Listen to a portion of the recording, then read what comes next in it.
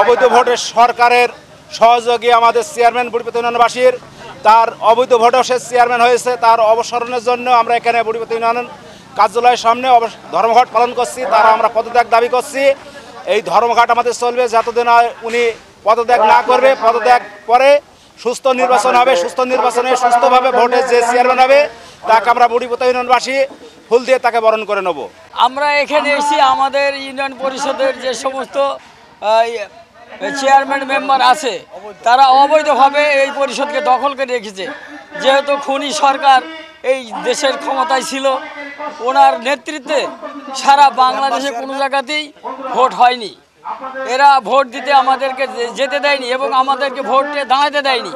আমরা যদিও কেউ দাঁড়ানোর ইচ্ছা প্রকাশ করেছি, তাকে গিয়ে অস্ত্র নিয়ে শাসানো হয়েছে যে ভোটে দাঁড়াতে পারবে না এবং ভোট সেন্টারে কোনো বিএনপির লোক যেতে পারবে না।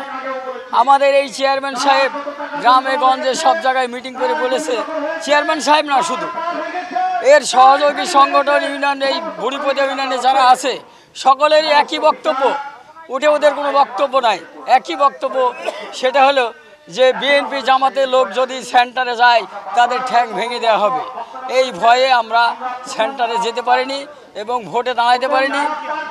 যে আমরা চাই এই ইউনিয়ন পরিষদ সুন্দরভাবে আবার সুষ্ঠু নির্বাচন, মেম্বার চেয়ারম্যান সুন্দরভাবে গণভোটে তারা তৈরি হবে এবং জনগণের সেবা করবে, এইটাই আমরা চাই।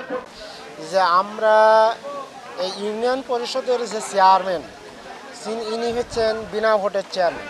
আমরা চাই সুষ্ঠু নিরপেক্ষ ভোটের মাধ্যমে, সুন্দর ভোটের মাধ্যমে আমরা একটা চেয়ারম্যান গঠন করতে চাই।